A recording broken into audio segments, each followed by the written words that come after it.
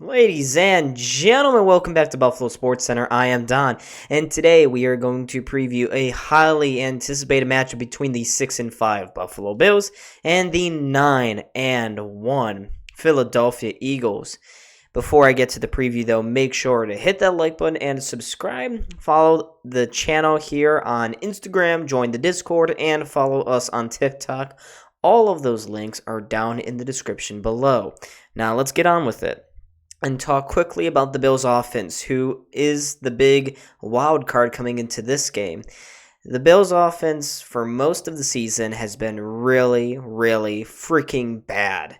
But last week, things changed. Of course, the Bills fired their offensive coordinator, Ken Dorsey. It was much overdue. Thank God Dorsey is gone. And in came interim offensive coordinator Joe Brady, formerly of LSU during the Joe Burrow days, and in Carolina under Matt Rule. And Joe Brady, he did some really good things. He used pre-snap motion a whole lot more than Dorsey ever did. Didn't change a whole lot schematically up. Did run under center a couple more times instead of out of shotgun.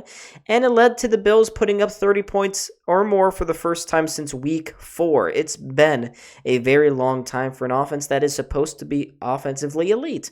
Josh Allen had 275 passing yards, 3 touchdown passes, an interception towards the end of the first half on a Hail Mary attempt, all against a very good Jets defense. A Jets defense, may I remind you, picked Allen off 3 times and limited this offense to only 16 points in week 1, way back when on Monday Night Football. Well, instead, things went a whole lot better for these guys. James Cook, he was featured a whole lot more than normal, getting 17 carries for 73 yards and caught a touchdown pass. Latavius Murray getting some action as well in a short yardage gain. As always, he got 10 carries for 35 yards. Josh Allen used his legs a couple of more times than normal, having 5 carries for 15 yards. And through the air, it was mainly a complimentary showstopper from all the guys not named Stephon Diggs and Gabe Davis. Khalil Shakir had 3 catches for 115 yards, including an 81-yard catch and run thrown by Allen to Shakir, which he took to the house, of course. Ty Johnson also had his first career touchdown pass as a Buffalo Bill. In total, though, he caught 3 catches for 47 yards. Dalton Kincaid, 6 catches, 46 yards. James Cook, out of the backfield, had 3 catches for 29 yards. Stephon Diggs, surprisingly enough, had one of the lower counts on Sunday. Usually when the Bills put up over 30 points, Stephon Diggs is somewhere to be found, but that wasn't really the case here. He only had 4 catches for 27 yards. And Deontay Hardy and Gabe Davis, we don't talk about them anymore. They're pretty much ghosts in this offense. Now, Dawson Knox is slowly making his way back. Him and Dalton Kincaid were doing okay at the beginning of the year. But Dawson Knox, I don't think we should be expecting to see him this Sunday. That's probably going to happen after the bye week against Kansas City. Now, for the Bills' defense, things also got a lot better, especially for one player in particular. That is linebacker Terrell Dodson, who has had a rough year, a rough career, in fact, with the Buffalo Bills. But Dodson was fantastic against the New York Jets. Had 3 tackles for a loss, 6 tackles in total, a sack as well. Dodson was everywhere. He deserves his flowers and a tip of the cap for what was his best game as a Buffalo Bill. Now, Leonard Floyd, he also finally got to the backfield.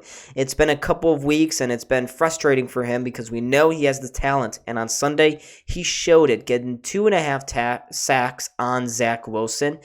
Ed Oliver finally has broken his career high in sacks. He's now got 6 this year. Von Miller, while he wasn't on the stat sheet at all, his impact was certainly felt during the game as the New York Jets were constantly double-teaming him multiple times in that first half when they thought they still had a chance. Now, Jordan Poyer, he was really good as well, and I can't talk about this defense without talking about the efforts from Rasul Douglas. Holy moly. Looks like Brandon Beane and the Bills got a total trade deadline steal with Douglas. He had 2 picks, a forced fumble, and is probably going to be named AFC Defensive Player of the Week. If he isn't, that's a crime because Rasul Douglas had his breakout game in a Buffalo Bills uniform, which is awesome. That is good to see. He is a ball hawk, and that's going to be really important because the Philadelphia Eagles and their offense, they may not throw the ball often, but when they do, it's not been quite as explosive or as effective as in prior weeks. That is seen in the stat line from Jalen Hurts against the Kansas City Chiefs on Monday Night Football. He only had 150 passing yards, including a pick, no touchdown passes, and only 14 completions on the game. It was clear that the game plan wasn't necessarily to throw to out-duel Patrick Mahomes. They really wanted to run on the ground, and they have been able to do that at great length this year with DeAndre Swift, who they traded for from Detroit in the offseason. DeAndre Swift is having by far his best year in the NFL, and on Monday night, that was no different. He added 76 yards on 12 carries to his catalog, also had a touchdown on the ground, and Jalen Hurts, he had 2 rushing touchdowns, but both of those were the brotherly shove. And I'm just preparing myself now as a Bills fan to be totally heartbroken when the Eagles convert a 4th and 1, courtesy of that brotherly shove. We know it's coming. It's going to happen. So the Bills have to be really careful not to get into any 3rd and 1, 4th and 1, 1st and goal at the 1 kind of situations, because Philadelphia and their brotherly shove are totally deadly.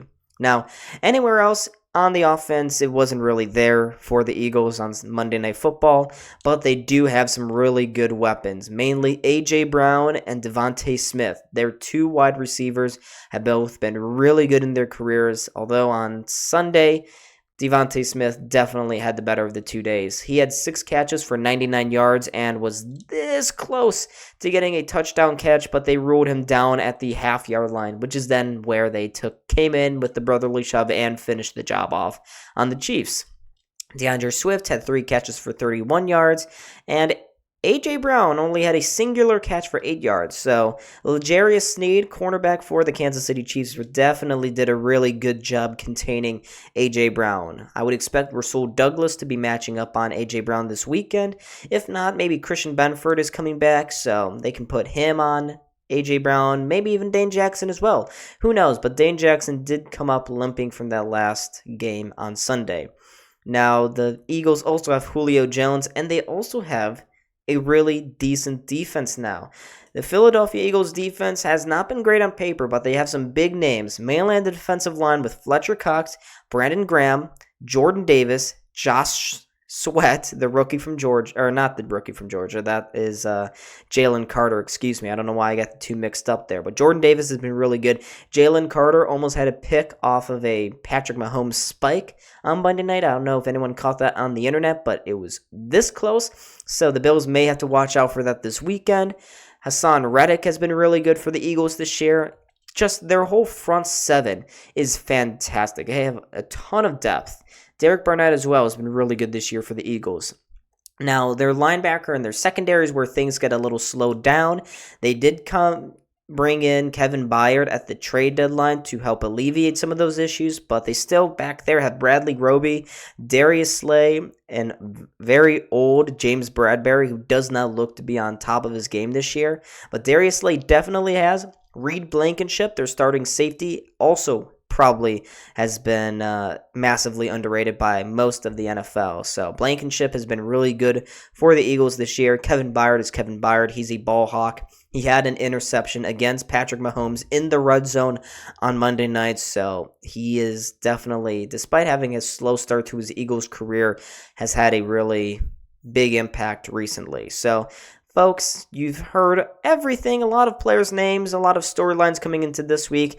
Can the Bills keep going, keep their playoff hopes alive, and knock off the Philadelphia Eagles in Philadelphia? Or will the Philadelphia Eagles in their Kelly Green jerseys this weekend continue to punish and put a lot of pain onto Bills Mafia? We shall see, but let's see first what our BSC panel is predicting for this Week 12 matchup.